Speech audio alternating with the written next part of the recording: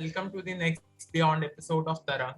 Today we have with us an eminent alum from the batch of 2002, Mr. Balaji Vaidyanathan. He is currently holding the position of the Director and Head of Marketing in the CEEMA region at Franklin Templeton. He has well proven his mettle in marketing over the years during his stint in organizations like Aditya Birla Group, Invesco Mutual Fund, Edelweiss Financial Services, and now at Franklin Templeton. So we are delighted to interview and interact with you today. And thank you for agreeing to be part of our series and for taking out the time.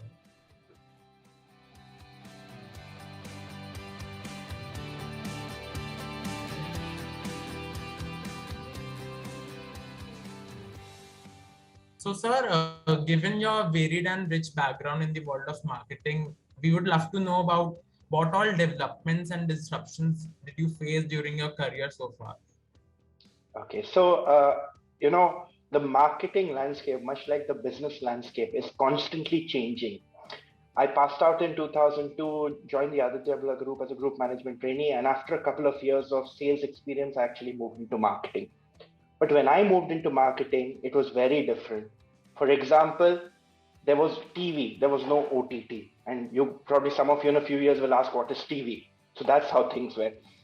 It was the era of moving from cassette players to CDs to now what you have, all electronic music. And things have changed, right? So socially things have changed, culturally things have changed, and even in marketing, obviously, a lot of things have changed. Specifically, if you look at it from a digital perspective, for example, when I started my career, the only thing known about digital was big display ads on some sites like maybe a Yahoo Finance and a Rediff. You hardly had many publishers around. And if you look at what anyone said about digital marketing, most of them would say, oh, yes, I've got a website. But what's the website? It's just a corporate brochure online, which people would have like, okay, I've got something like www.something which you could go and see. That's how things used to be when I started. There was no social, no content marketing, no concept of influencer marketing, no concept of data, attribution tracking. People were perhaps not so digitally savvy because in marketing itself, that evolution had yet to come. But as the years started growing, I think today we are at a point where if I were to sum it up in a line, what happened in the last 15 years probably happened in the last 15 months in terms of both digital and marketing evolution. And that's how things have been. Today, while yes, TV exists, it's OTT. While social is there, within social itself, you have so many channels to look at, and each brand or each company probably has a different way of looking at which one they want to look at. But what's important is that the key pegs of marketing today are no longer just advertising. It's data, it's attribution, it's tracking. And at the core of it, I would say, we moved away from just ads. We moved to content, we moved to engagement, we moved to interactions, we moved to personalization. So it's a very 360-degree way of looking at marketing, which has happened. But one thing has been most important in all of this. We moved from thinking about ourselves, thinking about the brand, thinking about this as a marketer, to thinking of the consumer and looking at the consumer at the core. And I think that's the biggest disruption which has happened in marketing overall. All the other things are just, little nugs and pieces over there. When I started initially with a Facebook strategy or a LinkedIn strategy, the first thing the companies would tell us, both Facebook and LinkedIn, is go and acquire followers. So all of us brands would pay a lot of money to then acquire followers. Now I got 100,000 followers. I would show them the ad or I put out a post and hopefully they'll see it. A few years after that, all these guys said, oh, you've got followers, but unless you pay to, reach out to them, organic is dead. You cannot show them the ads. So Facebook, for example, only 2% of your entire base gets to see the organic. LinkedIn is a little better at 5%. But if you want to reach out to the remaining 95, 97%, you need to start paying. So again, that was a big way in difference in how marketing changed, right? So in a way, it's not very perhaps great or ethical of the big guys to do it, where they said first you buy them and now you pay to go and reach out to them. But yeah, it's a constantly changing thing. It's something where you got to stay on top of. And I think as every marketer, that's all we do, right? Try to put your brand out there, keep the consumer at the core, and ensure at the end of the day that what you're doing is clean, ethical marketing and offering a value proposition to them so that they want to come back to you every time.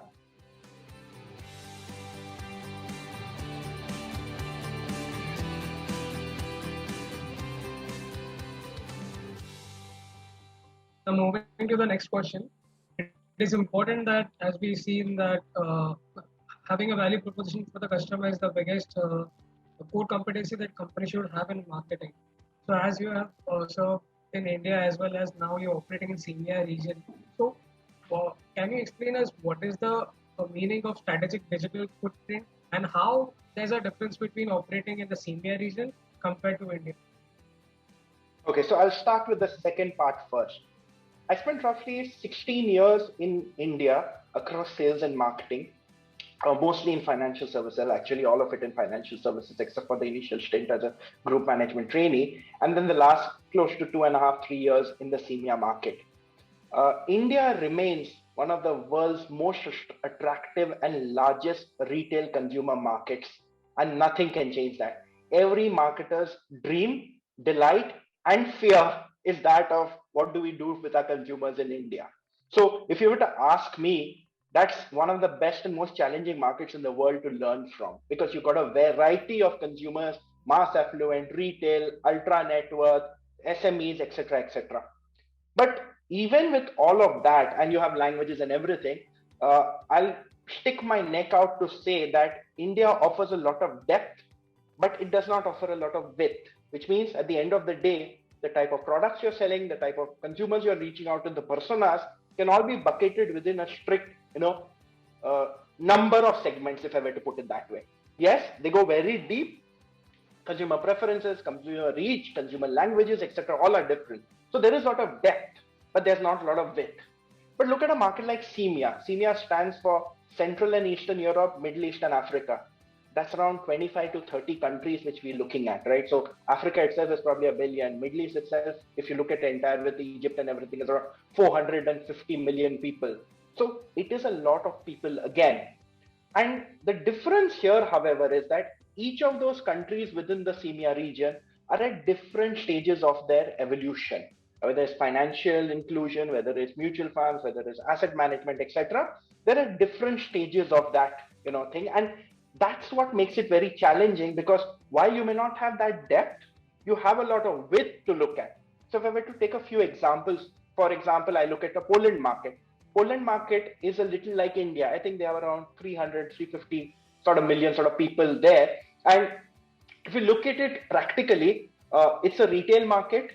There are individual investors. They are the guys who want to look at asset management and long-term solutions, but they're scared to come there. So it's like what India was 10 years back. They don't trust the financial advisor. They've had bad experiences. They haven't seen money grow. Right? They're still sticking to traditional savings options, therefore. And that's how probably India used to be a lot back before all this anti-campaign started about mutual fund sahi hai, and a lot of things have changed. Then you have a market like South Africa, which is again part of my gamut. South Africa is a very evolved market, a market where you have some of the savviest investors in the world. At the same time, you have some of the people who don't even know what mutual funds are. So there, for example, when I go out and sell funds to them or when I offer solutions to them, they are very keen to look at international diversified solutions. Now, even a country like India is still home bias investing. They've also not evolved so much to say, I look at investing in, international funds. But South Africa is at one end of the spectrum. And then another market uniquely is Middle East, probably the world's largest institutional investor market. You have sovereign wealth funds, some of the world's biggest. You have, pension funds. You have the central banks, etc. So what I mean is, therefore, you need to look at different strategies or different approaches for each of these countries. And within these countries also, perhaps, you might have certain amount of investor classes, which you'll have to look at differently. And that's the difference, perhaps, where it's not one hat fits all, and you need to wear different hats for different regions. So that's basic difference between India and CEEMEA. India offering you the depth and not the width, perhaps, and CEEMEA offering you the width but not the depth. The second part of that question, which you asked me about digital, I think as marketers, especially when you're looking at such large regions and you want to reach out to an entire set of consumers, digital helps definitely level that playing field. I think in a lot of ways, digital is also a very natural filter. For example, if I'm going to LinkedIn to advertise, I know that I'm advertising to either the self-employed, the sophisticated individual, the person who's had a corporate career. So there's a natural filter. When I go out and advertise on the business section of, say, one of the large publications online, again, I go out and do a natural filter where I don't need to then look at all the generic mass who's coming to see the sports news or who's coming to read something else about, gossip, Bollywood, Hollywood, etc. So digital definitely is a core peg of the strategy which we do. And it's because of the reason that I'm able to target, I'm able to get attribution, I'm able to track, I'm able to analyze data, and most importantly, perhaps I'm being able to filter. But again, you get some challenges in a region like CEEMEA because not everyone is up the same digital evolution curve. Like I mentioned, Poland, for example, is still getting digitally savvy to do financial transactions.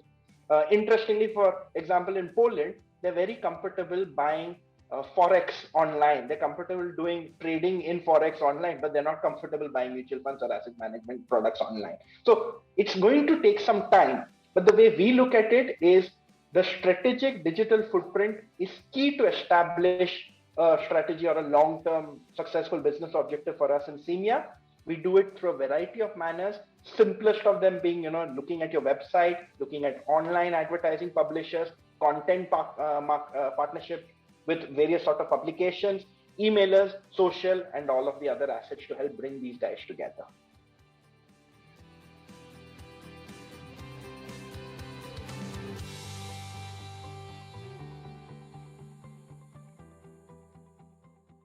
So my question was, how can gamification and storytelling be leveraged in the BFSI sector, especially in terms of engagement and delivering insights, sir? Okay, so first of all, I think we need to step back and say that when, especially a complicated product like mutual funds or even insurance for that matter, we don't learn it in school, right? When you should be learning Form 80C, you should be learning Form 16, you should be learning all of that in school, but we never do, not even in B school. We get exposed to finance actually when we step into our first job and we're all lost. So obviously investing is the last thing on our mind because every time we as new people get money, we want to spend it, we want to buy the latest things, and then probably look at our house, look at various other responsibilities before finally coming on to investing in these products. I think the problem has also been that, especially in the asset management space, it's always been jargonized or complicated and made very, very boring. And if you look at how traditionally it used to be, the regulator had set aside a certain amount of money from our corpus to be used towards what is called as investor education. And why it comes down to gamification, I'll explain to you in a minute. But the reason this was set aside was to get more and more consumers to try and look at mutual funds, get more aware about it. So what did all these asset managers do as a traditional approach? What they would do is they would ask a distributor to call 10 clients, get 10 of their friends to come in, and maybe 20, 30 people would sit in a room. There'd be someone from the asset manager and an external outsourced trainer who will come and teach. And what would they do? They'd do a half an hour to a 45-minute session on what is a mutual fund, blah, blah, blah, basics. Some tea, coffee, snacks, maybe a game after that, like a housey or something if they want to engage the client's families also. And then these guys would go. We did this too. But the biggest challenge we have, and as a firm, we've always tried to see how we could track and attribute and, actually figure out whether the money is being well invested is, these guys come in for those half an hour, 45 minutes and then go away. You may get an email ID, you may get some sort of a mobile number, but how do you continue to get them to get engaged from their side, not your side, right? And the challenge we faced was once they left in that 40, 45 minutes, most of them never even thought about mutual funds again. That's the reason we brought in something called as gamification into our entire concept of financial literacy and getting them to understand what, BFSI is more. And it's interesting you brought that up because we were one of the early pioneers of gamification. Right in 2013, we brought in something known as the Fund-tastic Cup. So mutual funds are for Fund-tastic Cup. And if you had to get people to get engaged, our logic of doing this was, one, can we de-jargonize and de-complex what we want to do? Two, make it interesting, less boring.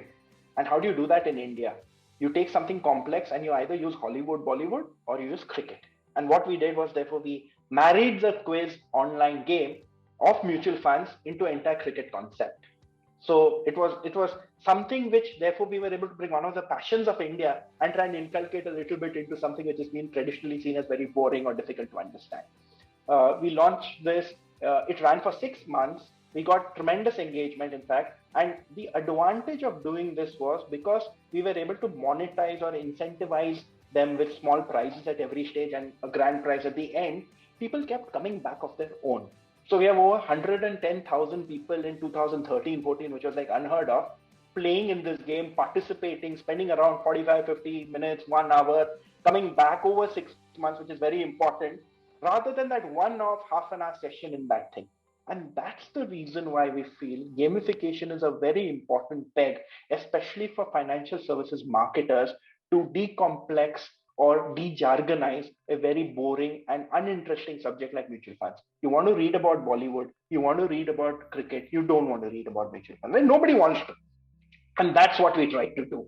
So I just thought that it's interesting. We brought that question up, but we had a live example. We were not the first to do it, probably the only ones to do it in that time. And 1800 questions on mutual fund was not easy, but we started with a very simple question like, what's the currency of India? But by the 1800th question, someone is able to tell us probably a calculation of a Sharpe ratio or what's alpha, beta in a mutual fund. So you take that evolution, don't drop him in the ocean directly on day one or her in the ocean on day one, do that evolution. So gamification must become an important part of a strategy for financial services marketers especially, and we did this very successfully. To top it off, I think the cherry on the cake was in 2013-14. It was one of my first exposures to marketing awards, and we got around 25 to 30 awards, both in India and internationally, for the work that we did.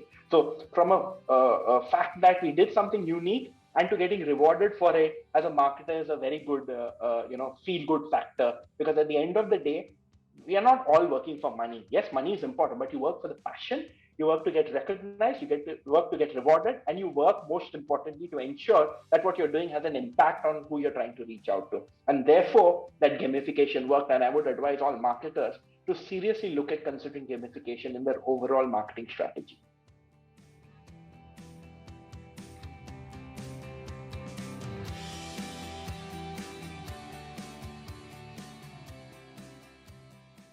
So what advice would you give to budding marketing enthusiasts at IIFT, and how can they improve their current skill sets for their future roles?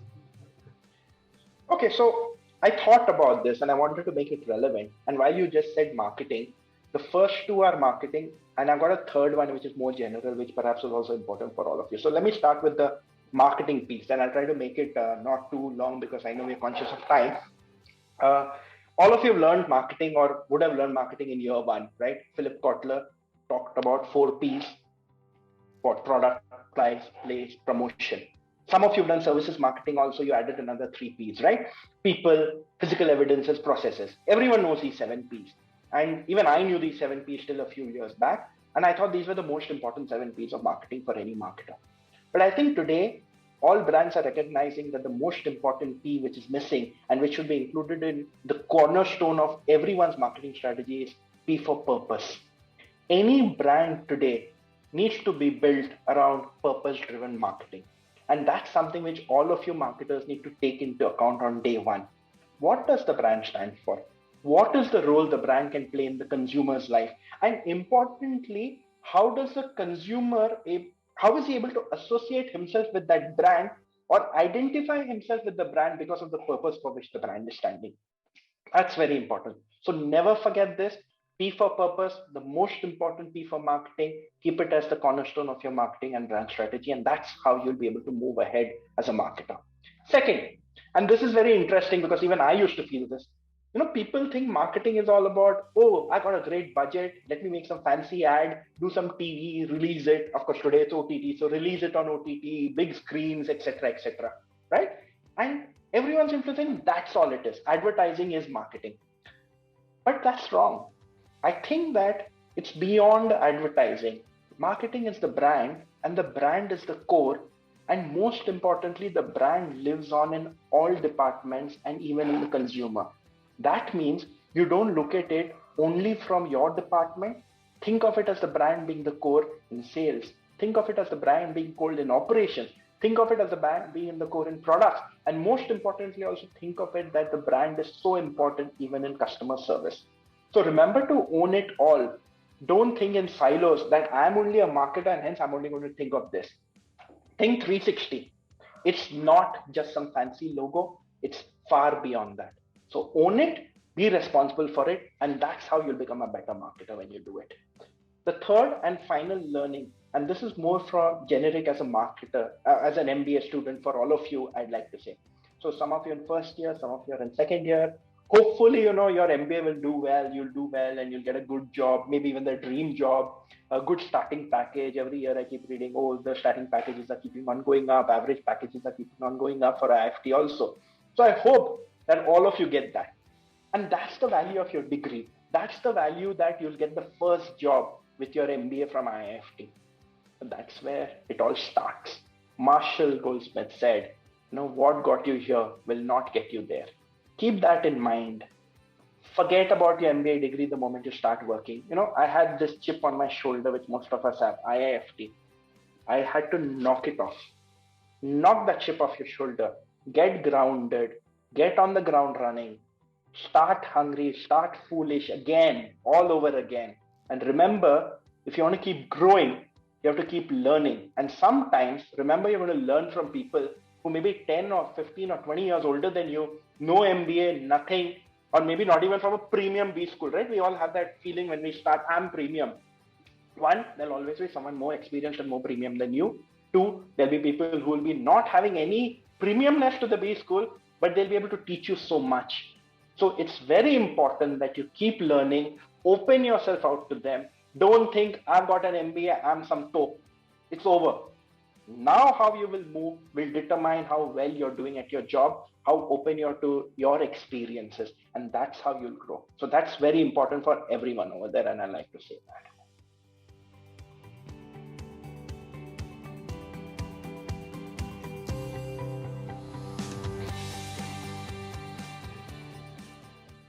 So last question we have, and one of the most anticipated and exciting question we would all like to ask is, so we would love to hear about some of your fond memories as well as some of the crucial learning moments while at IIFT you have. So, for me, there are a host of memories which I relate with IIFT. And it was my very first time away from home in a hostel. So obviously, it was a feeling of excitement, nervousness. There was a lot of trepidation about how it would all roll out. Yes, on some hand, it was very, some memories were very difficult too, because I was one of the very few who got jaundice in the very first trimester in IIFT amongst the others. I also learned a lot about what politics is, especially when, all these student council elections and all would happen. And I would be shocked because I came from a very clean background. But then when you mix with everyone across from various cities and people who've been in engineering colleges or people who lived in hostels before, you see a very different thing. So there were some negatives. Some naughty memories included, seeking my then girlfriend and now my wife into the hostel sometimes. Also, that used to be fun. So those were good. But from a very practical perspective, I used to love the eating places around, including the monastery, the dhaba outside. I heard Tanku passed away very recently, so we used to go to him also in the night also. We were the first batch to actually stay in our second year in the new building, incidentally, what I call new. Obviously, 2002 and 2001 was a very far off, so it's no longer new, but we were the first ones to stay in that side. The first year we stayed in the old buildings, and I was in room 55, which was very nicely, very good view with the greenery. And it was very interesting because one of the memories was very, around 3 years back, I went to ISB, Indian School of Business, Hyderabad, for a management development program. And there was a very senior gentleman who was taking that program, and it was on business innovation and strategic disruption. And interestingly, one, he turned out to be from IIFT, and two, he turned out to be from room number 55. So, you immediately bonded because it was such a unique experience and a unique coincidence. But yeah, so along with that, at that point of time, we never used to have laptops and all for each and every one of us. There were only a few who could afford it. I don't know how it is. I'm sure everyone has it now, obviously. But we used to go to the computer server room, and there was this game called Age of Empires, which was that time's Fortnite and PUBG, which I play today. But Age of Empires was a crazy game. We used to spend whole night playing that on the server, competing against each other, teaming up, and also those were great memories. There was also one very interesting memory which I'd like to point out is that, I don't know if Olam still comes to the campus, but at that time, Olam was $100,000 paymaster, the best company on campus, day 0000, whatever you can call it. And in 2002, I remember Olam had come and they offered me the job first. And I was a little skeptical because I was planning to get married soon and, staying away and that to go to Africa. And I told them no. And probably I was one of the first guys in the history who ever said no to them. And I got so scared that I'm going to get banned from placements. Luckily, that same day I got placed with the Aditya Birla Group. Otherwise, I don't know what would have happened, because 2002 was a very bad year. September 11, 2001 had just happened. So it was a very difficult year, both in terms of summers and finals, and that just added to what we went through in terms of growing both as MBA individuals plus as professionals, to be able to get that job and to struggle to manage that, going to a premium B school and then still struggling to get that job. It does make you feel like, oh, where are we? But that all I went through. So it was fun. It was very nice and a very interesting thing to look at it from that perspective. So these are some of those unique memories which I had. And probably last one, which I could say, is I'm probably the only one again in IIFT who slept through an earthquake. So this happened when we were in room 55. I think the Latur earthquakes had just happened, if I recollect, or one of the earthquakes there in Gujarat had happened. And a couple of days later, there was a big aftershock in Delhi. And I was sleeping. It's the afternoon. And suddenly I feel like my bed is shaking. I thought one of my roommates is playing around. So I got up and was going to scold them. And I see one of them is lying down next to me. And that time it used to be 3 in a room in the older hostel. And he's lying down. Later on, I got to know that he's lying down because he thought we are all going to die. So I'm praying to God and making peace with him. So he was lying down. That's what he told me later. But suddenly one guy comes running in. Bala, get up, mar jayenge hum log. Earthquake ho raha, bhukam ho raha. And I was still groggy. I'm very bad when I wake up. I'm very groggy. So I opened the balcony door of room 55. I went out. Entire campus, including teachers and all, are there. Some people over there are saying, jump, jump. Some people are saying, no, don't jump. Don't commit suicide. Don't fall. But yes, bottom line is I was one of the few at IIFT probably who slept through an earthquake. And that was a very unique memory also. So these are some of those which I could share with you guys. I think for you all, these 2 years are very unique. Make the most of it. Study, do your work, but also use that time to interact, build those relationships, get to know your peers better, get to know your seniors and juniors better. These are relationships you'll value for all your life. So give it that much of respect and always make sure that you're committed to what you're doing. Put in the hard work. I'm sure you'll all get the reward. So that's how I like to sign off with, and keep learning all the time. Thank you, sir. Thank you for such a lovely memories that you have. And we really can relate to you because we are also a COVID batch. So yes. We also have faced some sort of similar difficulty. Thank you, extremely thank you for your time. And it was wonderful interviewing you. And we got to know different aspects of marketing and gamification as a new additive to it. So it's a wonderful meeting, sir. Thank you. Thanks a lot. Thank you, guys. And it's been my pleasure to re-interact with you guys. Unfortunately, I can't travel to Delhi now and come and see you guys, or even, you guys, or some of you are not there. I remember I went there a few years back. It just brings back a sense of nostalgia. So certain things in life, like you say, once an IIFT for life, it's actually true. Because I may have done ISB after that, I may have gone to IIM Lucknow, done a lot of other courses and everything, but that first one is always special when you're getting your first job. So thank you for having me, and wish all of you and the rest of the others in the batch all the very best in the summers, in the finals, and a successful career ahead.